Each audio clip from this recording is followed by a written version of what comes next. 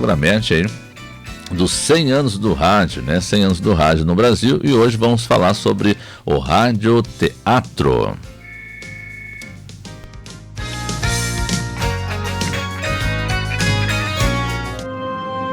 Cem anos de rádio no Brasil. Radioteatro. Grande Teatro. Revista Riso. Teatro de Mistério. Teatro Sérgio Viotti. O radioteatro é toda e qualquer ficção interpretada no rádio. Radionovelas, programas humorísticos e de esquetes. Todos podem ser considerados radioteatro, como explica o pesquisador e escritor Roberto Salvador. Radioteatro é qualquer manifestação dramatúrgica através do rádio. É o teatro pelo rádio. Já a radionovela ganha esse nome quando este radioteatro tem um formato de sequência em capítulos. Daí vem a palavra radionovela, que vem de novelo.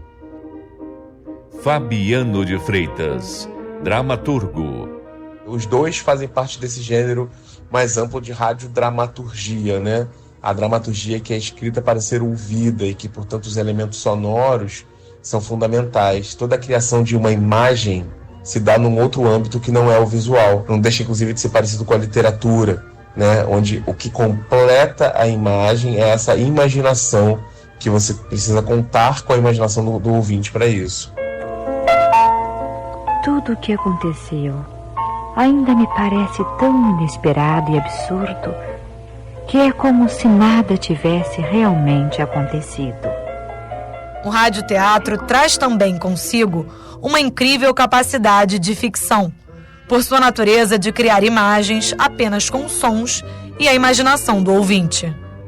Roberto Salvador. O rádio era grande diversão. Outras emissoras no Rio, Rádio Marinque Veiga, Rádio Tupi, a Rádio Globo e até a nossa querida Rádio MEC tinha um elenco de radioteatro.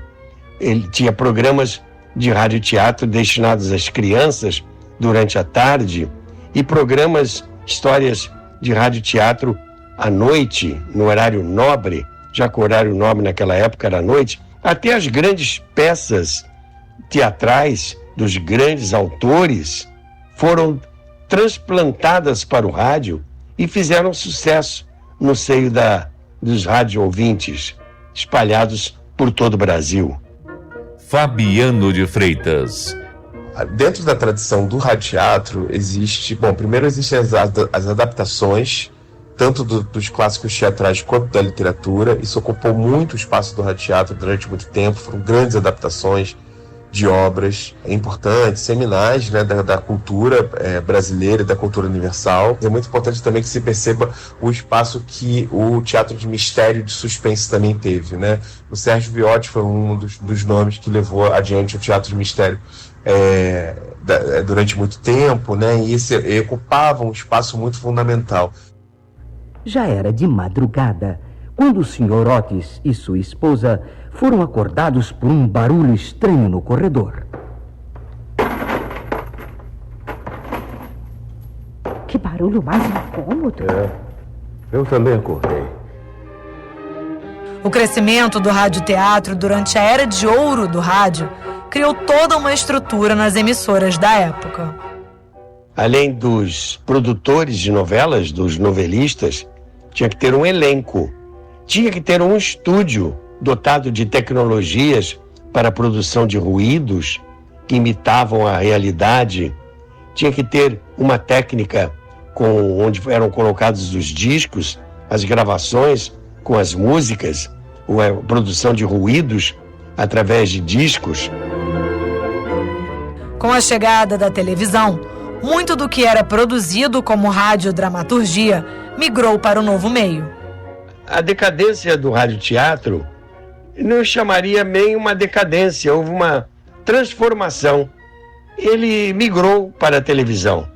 Atores e atrizes como a Fernanda Montenegro, como a Laura Cardoso, como o Lima Duarte, São atores que levaram, inclusive, para a televisão todo o seu conhecimento adquirido dentro dessa estrutura que era a estrutura do rádio teatro, que ainda era executado ao vivo durante uma parte desse tempo. Apesar de sua era de ouro ter passado, o rádio-teatro resiste. Continuará vivo enquanto tivermos histórias para contar e pessoas para ouvi-las. Grandes países do mundo ainda hoje praticam rádio-teatro. Então esse olhar meio vintage, esse olhar que a gente tem de decadência e de um gênero superado, o olhar saudosista e até um tanto nostálgico, melancólico, para o qual a gente olha para o rádio-teatro, nostálgico principalmente, né? Com o qual a gente olha para o rádio-teatro, isso não se repetiu no resto do mundo. Na Inglaterra, a BBC, por exemplo, que é uma rádio estatal, ela continua produzindo rádio-teatro. São projetos de novos rádio-teatros, rádio-teatro contemporâneos. É o caso, por exemplo, da reativação do núcleo de radiodramaturgia EBC, que vai ocorrer em 2011 e vai funcionar até 2015. E também do projeto Radiodrama, que é um projeto que ocorre numa parceria, inclusive, com a Rádio MEC, mas que é um projeto, enfim, do qual eu faço parte, inclusive, sou um dos criadores, que vai realmente pensar no rádio teatro contemporâneo para o Brasil. 2022, 100 anos de rádio no Brasil. Uma produção Rádio MEC, com o apoio desta emissora.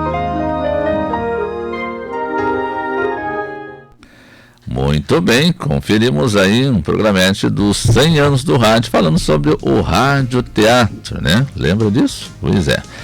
9 horas e 19 minutos, daqui a pouquinho a gente traz aí mais outro